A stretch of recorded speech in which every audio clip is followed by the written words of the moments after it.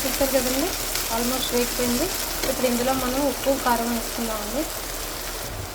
చూస్తారు కదండి, సాల్ట్ను కారం ఉప్పును కారం వేసుకున్నాం. చాలా కలర్ఫుల్గా ఉంది.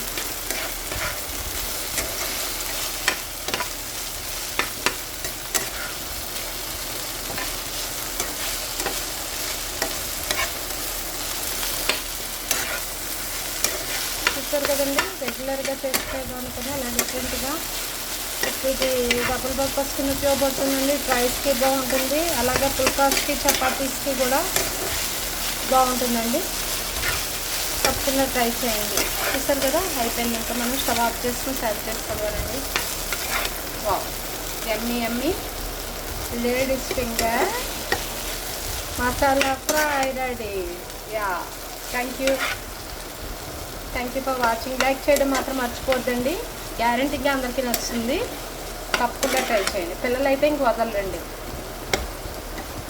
థ్యాంక్ యూ అండి. Thank you for watching.